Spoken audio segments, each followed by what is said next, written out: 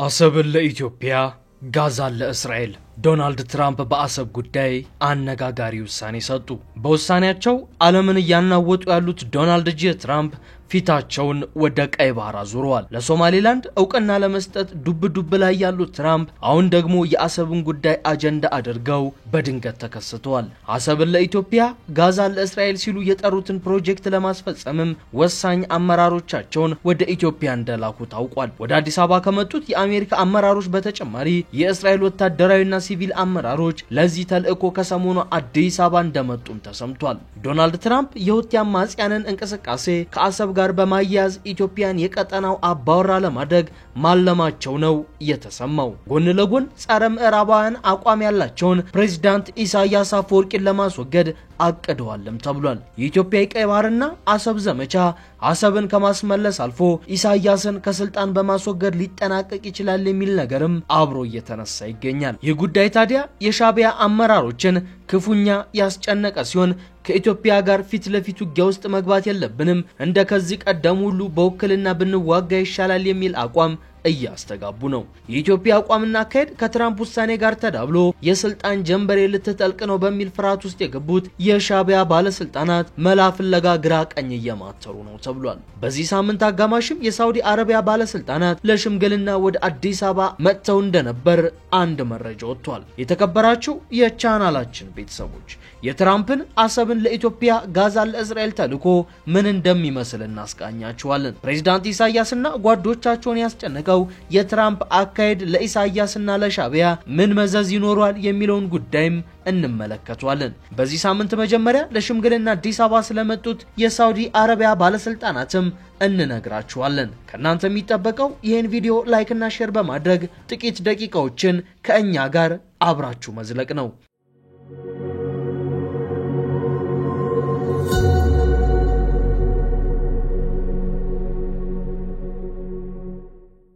ኢትዮጵያ ገዝፋ የምትገኝበት የአፍሪካ ቀንድ ቀጠና የዓለምን ፖለቲካ የሚዘውር ትልቅ ስፍራ እንደሆነ ይነገርለታል። ከሳውዲ አረቢያ እስከ አረብ ኤምሬቶች፣ ከቻይና እስከ አሜሪካ፣ ከራሺያ እስከ ብሪታንያ፣ ከኢራን እስከ እስራኤል እዚህ ቀጠና ላይ የሚፋተጉት አለ ምክንያት አይደለም። ስፍራው ትልቅ ጂኦፖለቲካዊ ጠቀሜታ ያለው ሲሆን የቀይ ባህር አንገት ማስገቢያ እንደሆነም ይነገርለታል። በዚህ ቀጠና ሀያላኑ ነጥብ ለማስቆጠር ይፋተጋሉ፣ ይፋጫሉ። ከዚህ በተጨማሪም የአሸባሪ ቡድኖች እንቅስቃሴ የማያጣው ቀጠና በመሆኑ ስስ ተረከዝ ተብሎ እንዲጠራ አድርጎታል። በዚህ ቀጠና 130 ሚሊዮን ህዝብ ያላት ኢትዮጵያ ወደ ቀይ ባህር ለመመለስ እንቅስቃሴ መጀመሯን ተከትሎ ታዲያ ከፍተኛ የሆነ ውጥረት ተፈጥሮበታል። አዳዲስ የኃይል አሰላለፎችም እየታዩ ነው። አሰብን አስመልሳለሁ ስትል ቆርጣ የተነሳችው ኢትዮጵያ እንቅስቃሴዋ የሀያላኑን ቀልብ ስቧል። ሀያላኑ የኢትዮጵያን እንቅስቃሴ ከማመን አልፈው እየደገፉትም ይገኛል። የትራምፕ ውሳኔም ለዚህ ጉዳይ በእማኝነት ሊጠቀስ የሚችል ነው። ትራምፕ አንድ ውጥን ይፋ አድርጓል። ይህ እቅድ አሰብን ለኢትዮጵያ ጋዛን ለእስራኤል የሚል ነው። ነውጠኛው መሪ ዶናልድ ትራምፕ የዓለምን ነባራዊ ሁኔታ እየቀየሩ ያሉ ውሳኔዎችን እየሰጡ ሲሆን አሁን ደግሞ ሰይፋቸውን ወደ ኢትዮጵያ ወደምትገኝበት ቀይ ባህር ቀጠና አዙረዋል። የኢትዮጵያ የቀይ ባህር ጉዞ ከዓላማቸው ጋር የሚስማማ ሆኖ ያገኙትም ይመስላል። ጋዛን ለእስራኤል ለመስጠት እንቅስቃሴ ከጀመሩ የሰነበቱት ዶናልድ ጂ ትራምፕ አሁን ደግሞ አሰብን ለኢትዮጵያ ለማስመለስ በሚደረገው እንቅስቃሴ ገብተውበታል። ኤርትራ አገር ከሆነችበት ጊዜ አንስቶ አቶ ኢሳያስ ጸረ አሜሪካና ጸረ ምዕራባውያን አቋም በማራመድ ይታወቃሉ። በተደጋጋሚ በሚያደርጓቸው ቃለ መጠይቆችም አሜሪካን ጨምሮ የምዕራባውያንን ሀገራት ሲዘልፉና ዓለም ላለችበት ጥንቅጥም ተጠያቂ ሲያደርጉ ነው የሚደመጡት። ባለፉት 3 አስርተ ዓመታት ምዕራባውያኑ አቶ ኢሳያስን ለማስወገድ ያልፈነቀሉት ድንጋይ አልነበረም።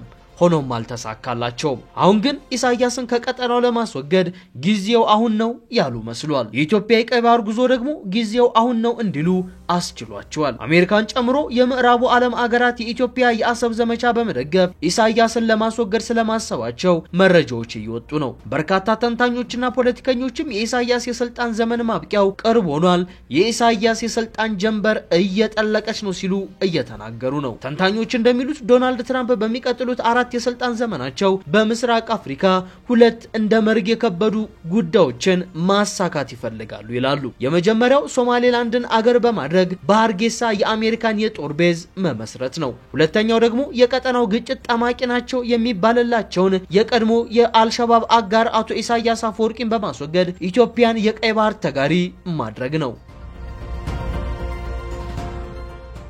ትራምፕ አረቦቹ ከቀይ ባህር የገፏትን ኢትዮጵያን ወደ ቀይ ባህር በመመለስ የቀጠናው አባወራ እንድትሆን ይፈልጋሉ ነው የተባለው። በሚቀጥሉት 4 ዓመታትም ይህንን ጉዳይ ለመከወን እቅድ ይዘዋል ተብሏል። ይህ የዶናልድ ትራምፕና መንግስታቸው እቅድ ታዲያ ሻዕቢያን ክፉኛ ተራምሶታል። አዳሃሎ ቤተ መንግስት ተረብሿል። ኢሳያስ አፈወርቂ የታላቂቱ አገር የቀይ ባህር መመለስ ጉዞ ከአሰብ አልፎ ለስልጣኔ ስጋት ነው ብለዋል። የምዕራባውያኑን ዓላማ ወትሮም የሚረዱት ኢሳያስ ቁርጡ ቀን እንደመጣ በደመ ነፍስም ቢሆን ተረድቷል። ይህን ተከትሎም ሽማግሌዎችን ካሁኑ ወደ 4 ኪሎ እየላኩ ነው። ከሰሞኑም ጥብቅ አጋራቸውን ሳውዲ አረቢያን ለሽምግልና ወደ ጠቅላይ ሚኒስትር አብይ አህመድ እንደላኩ ተነግሯል። በሳምንቱ መጀመሪያ የመንግስት ሚዲያዎች የውጭ ጉዳይ ሚኒስትሩ ዶክተር ጌዲዮን ጢሞቴዎስ የሳውዲ አረቢያ ከፍተኛ ባለስልጣናትን ተቀብለው አነጋገሩ የሚል ሾላ በድፍን የሆነ ዜና ሲያሰራጩ ነበር።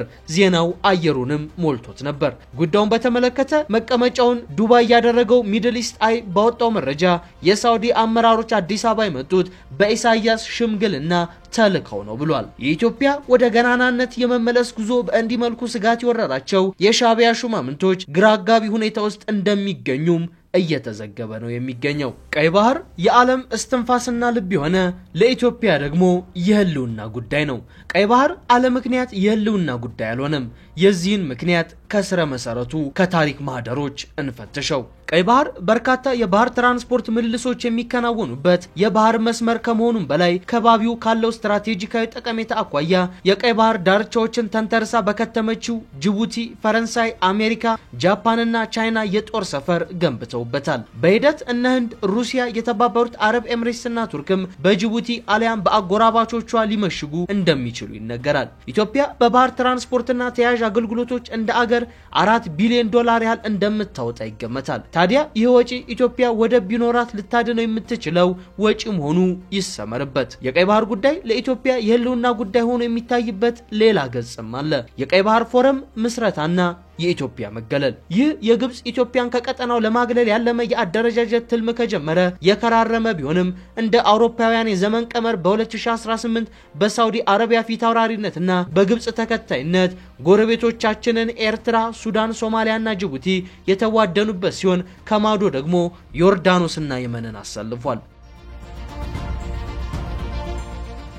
የአፍሪካና የኦሪየንታል ጥናት ዘርፍ ተመራማሪው አቶ ነእመን አሸናፊ በአንድ ወቅት ለቢቢሲ በሰጡት ቃለ ምልልስ ላይ የቀይ ባህር መድረክ በሳውዲና በግብጽ ጽኑ ፍላጎት እንጂ በአባል አገሮች ሙሉ ፍቃድ የተመሰረተ እንዳልሆነ ግምታቸውን አንስተው ነበር። ለዚህም በምክንያትነት ያነሱት ቀሪ አባላቱ ያላቸው አሁናዊ ቁመና አንዱ ሲሆን ከግብጽ ውጪ አብዛኞቹ አገሮች በራሳቸው ለመቆም የማይችሉ ይልቁንም ሳውዲን የማጀብ ሚና እንዳላቸው ይነገራል።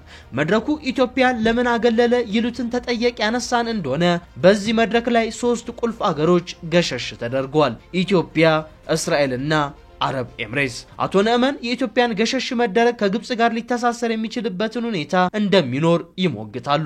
ይህ መድረክ ኔቶ ወደ መሰለ የጋራ የቃል ኪዳን ጦር መስራት የሚያድግበት እድል ዝግ እንዳልሆነ ሁሉ በገቢና ውጪ መሰረታዊ የዕቃ ፍጆታዎች ላይ ቀጠናዊ ቀባ ሊጣል የሚችልበት የሴራ ፖለቲካም ዝግ አይደለም።